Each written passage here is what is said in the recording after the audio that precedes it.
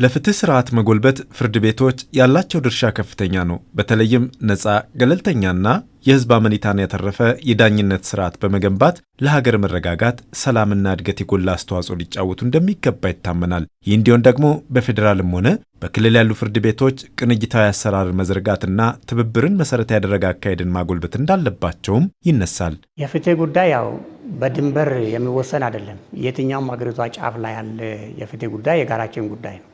የትኛውም ሀገሪቷ ጫፍ ላይ ያለ አንድ ፍርድ ቤት የሚያጠፋው ጥፋት ቢኖር በቃ ፍርድ ቤት አጠፋ ሲባል እንደ ሀገር ሁሉንም ፍርድ ቤቶች የሚነካ ነው የሚሆነውና ስለዚህ ይህንን ለማስቀረት ሁሉም አካባቢ ያለው የፍትህ አሰጣጥ ስርዓት ቀልጣፋና ዘመናዊ፣ ፈጣን እና ህብረተሰቡ የሚፈልገው አይነት የህብረተሰቡን እርካታ ያረጋገጠ እንዲሆን ክልሎች ከክልሎች ጋር እንደዚሁም ደግሞ ክልሎች ከፌደራል ጋር ተቀናጅተው መስራት ይጠበቅባቸዋል።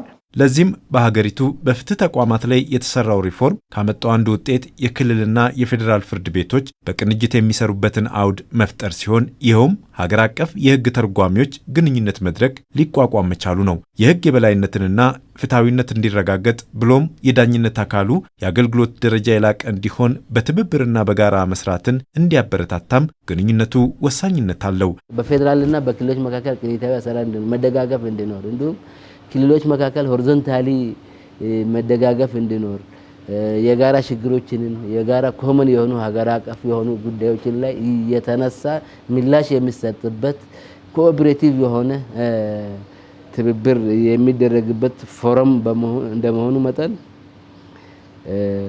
አንደኛው ችግር የሚቀርብበት ይሄኛው ፎረም ነው። ፍትህ ሊረጋገጥ የሚችለው በአንድ አካል ብቻ አይደለም። ማለትም በፌዴራል ያሉ ፍርድ ቤቶች ብቻቸውን እንደ ሀገር ያለውን ፍትህ ሊያረጋግጡ አይችሉም። በክልሎች ያሉ ፍርድ ቤቶችም እንደዚያው ብቻቸውን ፍትህን ሙሉ አያደርጉም። ለዚህም በቅንጅት መስራትና መተባበር ባለባቸው ጉዳዮች ላይ በጋራ መስራት ፍትህን በሀገር ደረጃ በተሻለ ለማስፈን ትልቅ አቅም እንደሚሆንም ያነሳሉ። የህግ ተርጓሚዎች ግንኙነት ፎረም ተብሎ በየ6 ወሩ እንገናኛለን።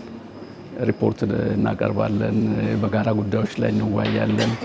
ልምድ እንወስዳለን። ከሌሎች ክልሎች ላይ የቀደሙ ካሉ ከነሱ ልምድ ወስደን በጉብኝትም ሪፖርትም ሲያቀርቡ ያን ወስደን የጋራ የተቀራረበ አገልግሎት በዳኝነት መዋቅሩ ላይ እንደ ሀገር እንዲኖር ለማድረግ እየሰሩ ያሉ ስራዎች በጣም የሚያበረታቱ ናቸው።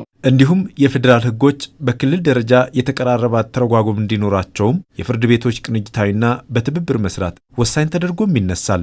የራስን ጉዳይ በራስ የመወሰን ህገ መንግስታዊ ስልጣናቸውን ተጠቅመው ነገር ግን በዳኝነት የሚያገናኙ በመላው ሀገሪቱ የሚወጡ ህጎችን በህግ ስርዓቱ መሰረት ተግባራዊ ማድረግ ግዴታ አለባቸው።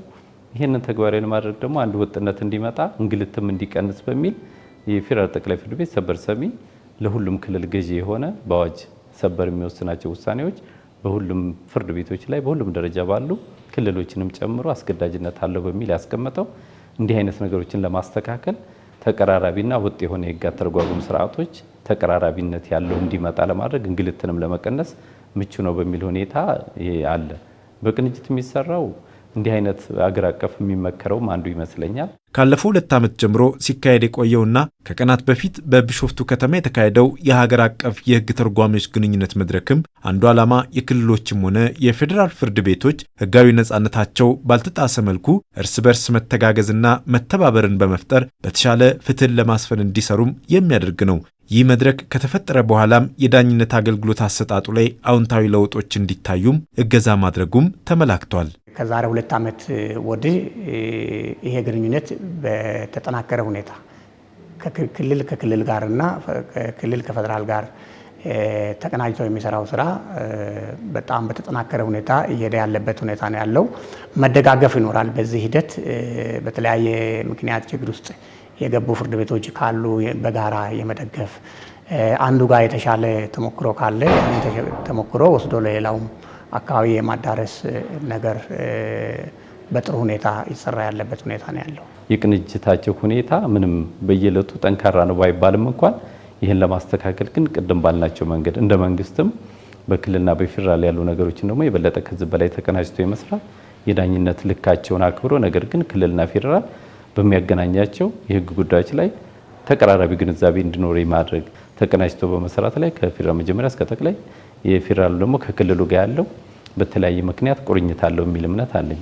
ባለፉት ጥቂት ዓመታት የተሰራው የሪፎርም ስራ የፍትህ ተቋማትን የተሻለ አሰራር ለመዘርጋት እንዲያስችል እድል የሰጠ ነው። ፍርድ ቤቶች ቅንጅታዊ አሰራርን በመዘርጋትም በፍትህ አገልግሎት አሰጣጥ ላይ ያሉ ችግሮችን ለማረም እንዲችሉም እድል ማግኘታቸውንም አንስተዋል።